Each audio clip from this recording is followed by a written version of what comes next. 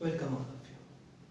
In the previous lecture, we have observed that if a particle is thrown horizontally from any point on the inclined plane, then what is the maximum height, what is the range, and what is the expression of total time of flight.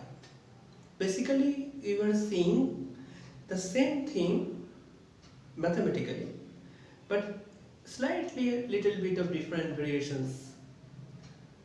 So let us see if a particle is thrown at an angle less than that of the angle of inclination of the alpha from the plane of the inclined plane, or we can say it is thrown at an angle of depression by making an angle theta with the horizontal.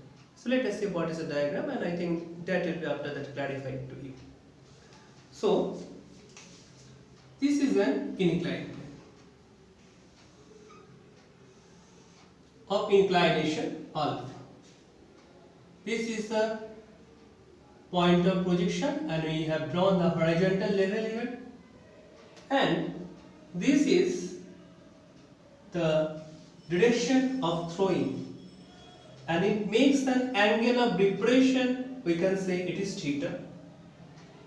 If it is alpha, then it should be alpha, and then it should be alpha minus theta. So alpha minus theta is the angle of inclination made by the projectile with the inclined plane. If it is thrown, the trajectory will be looking like this.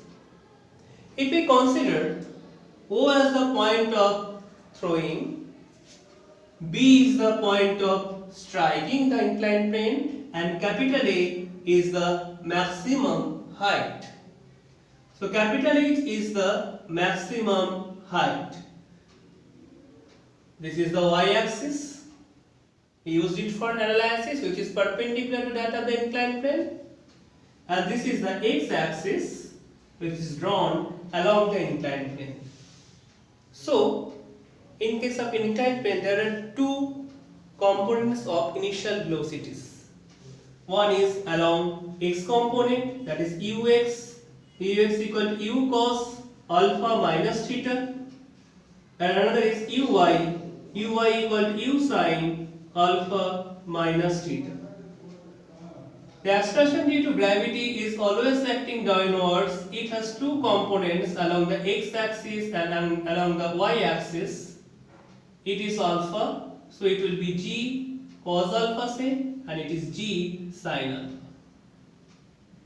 The g cos alpha is acting along the negative y direction, so you can say ay equal to minus of g sin alpha,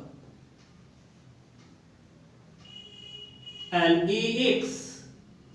minus of g cos alpha, and ax is equal to g sin alpha. So we know the initial parameters, the velocities and the acceleration of this motion. So after that we try to write down the equation of motion using these dynamical parameters. The particles along the x-axis is it have some initial velocities ux shown here.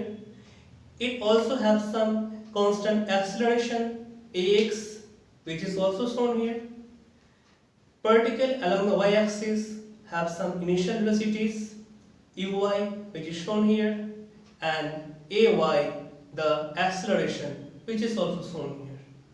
So you will write down the equation of motions along the x-axis and y-axis for this motion. So x equal to ux into t plus 1 by 2 into ax into t square, and y equal to uy into t plus 1 by 2 into ay into t square. What we get from these equations we will see, but at first we will use the very famous equation, that is v square equal to u square minus 2as, okay, to finding out the maximum height. If the particle is thrown with an initial velocity uy, when it reaches the point A, its velocity becomes 0. So we can say that 0 squared equal to uy squared minus plus of 2ay into capital H. So from here capital H equal to uy squared divided by 2ay. If I put the value of the uy and ay here, what it gives? It gives u squared sine squared alpha minus theta divided by ay is g cos alpha. So it is g cos alpha. So this is the expression of the maximum height. After that, if I write down the equation of motion, that is x equal to ux into t plus 1 by 2 into ax into t square.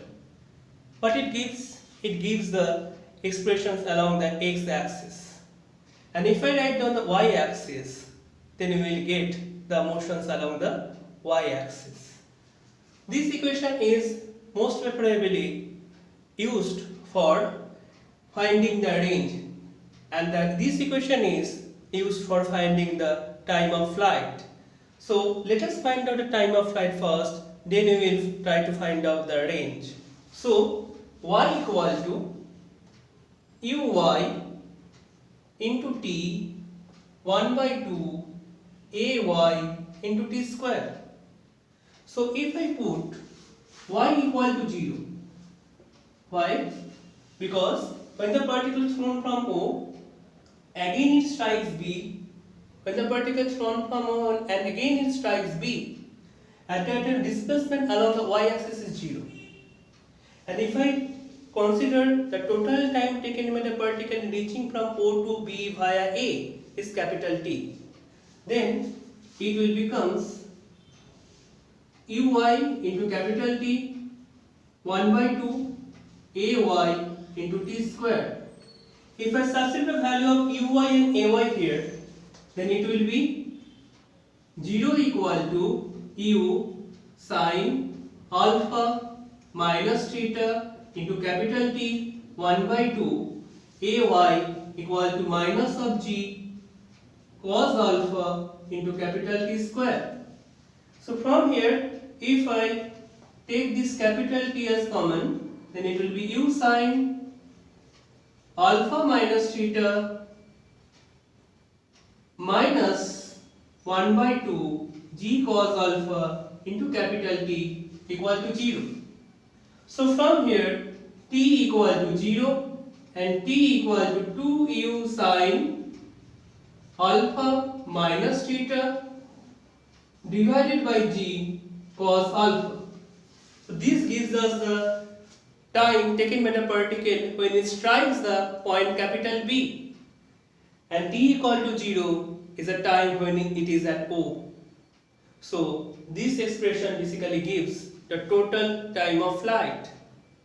So if I put this small t equal to capital T, then the distance covered by the particle along the x-axis will be OB. Okay, and that is called the range, the maximum horizontal distance covered by the particle along the x-axis.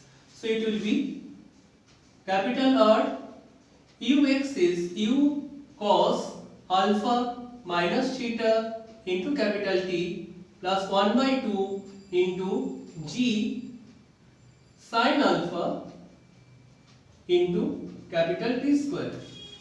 Just substituting values of ux and ax here. And if I substitute the value of the total time of flight, then we get the expression of the range. So R equal to u cos alpha minus theta. Capital T is 2 of u sin alpha minus theta divided by g cos alpha. 1 by 2 into g sin alpha. If I put the value of capital T here, it will be 4u square sin square alpha minus theta divided by g square cos square alpha. Okay. So after, if I take this common, that is u square into G cos square alpha. So it will be 2 sin theta alpha minus theta into cos alpha minus theta becomes sin 2 alpha minus theta, and since I taken cos square alpha is common, so here will be a cos alpha. Basically this term is multiplied with this. So if I just cancel out these things, then it will become sin alpha into 2 sin square alpha minus theta. So from this expression it will become u square g cos square alpha sin 2 alpha minus 2 theta plus alpha minus sin alpha. This is the trigonometrical relations I have used here, that is sin a plus b equal to sin a plus cos b, sin a plus b equal to sin a cos b plus cos a sin b. I have used this equation here, okay, and that I have used in the previous lectures also. So I think you are aware of these things, okay. Thank you all of you.